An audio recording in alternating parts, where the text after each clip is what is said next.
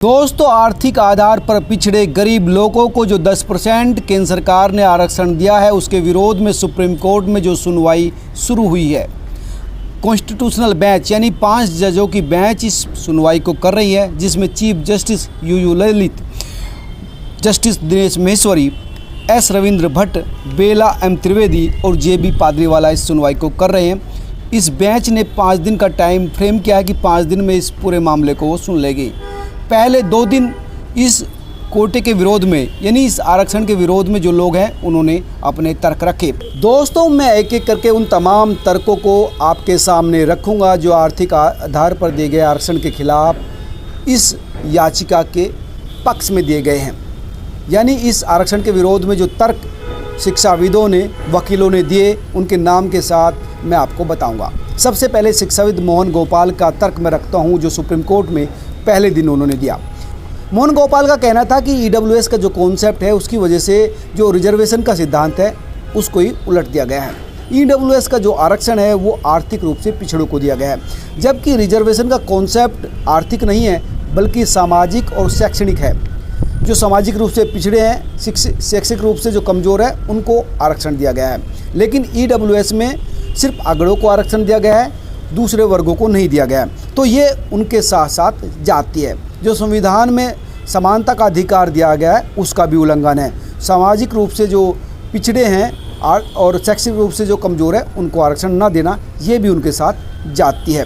साथ ही उनका ये भी कहना था कि जो आरक्षण पहले से मिल रहा था वो सिर्फ जाति आधारित नहीं था। उन्होंने कई उदाहरण दिए कि कई राज्यों में जो ब्राह्मण जाति से ताल्लुक़ रखने वाले पिछड़े लोग हैं उनको भी आरक्षण दिया गया। साथ ही उनका ये भी कहना था कि केरल बनाम कुमारी का जो एक वाद आया था केरल राज्य में, उसमें साफ कहा गया है कि आर्थिक रूप से जो पिछड़े वर्ग के लिए आरक्षण है उसमें तमाम वर्ग के लोग हैं, लेकिन EWS में सिर्फ कुछ अगड़ों को ही आरक्षण दिया गया है, जो कि गलत है। उनका कहना था कि EWS सिर्फ आर्थिक रूप से कमज़ोर लोगों को दिया गया है और आर्थिक स्थिति कभी भी मजबूत हो सकती है, कभी भी बदल सकती है। उन्होंने उदाहरण दिया कि जैसे किसी की लॉटरी लग गई तो वो अमीर हो गया और कोई जुए में हार गया तो वो गरीब हो गया, जबकि जो पहले से आरक्षण है वो एक समुदाय को दिया जाता है जो सामाजिक रूप से कमज़ोर है, पिछड़ा है। साथ ही उनका ये भी कहना था कि हमें आरक्षण से अलग कर कोई ऐसी व्यवस्था बनती है जो उनका प्रतिनिधित्व बढ़ाती हो शिक्षक संस्थाओं में, नौकरियों में, तो हम आरक्षण को अरब सागर में फेंक देंगे। दरअसल ये वंचित समूह के प्रतिनिधित्व का मामला है। उन्होंने कहा कि आरक्षण में जो प्रावधान किए गए थे 15(5) और 15(4) में, वो सामाजिक और शैक्षणिक रूप से किए थे, लेकिन सरकार ने जो 103वां संविधान संशोधन लाई है, जो 15(6) और 16(6) में डाला गया है, वो सिर्फ आर्थिक आधार पर डाला गया है, जो बिल्कुल भी ठीक नहीं है।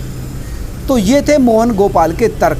अब सुन लीजिए संजय पारीक, जो दूसरे वकील थे सुप्रीम कोर्ट में। उनका कहना था कि इंदिरा साहनी केस में सुप्रीम कोर्ट खुद कह चुके हैं कि रिजर्वेशन की सीमा 50% से ज़्यादा नहीं हो सकती।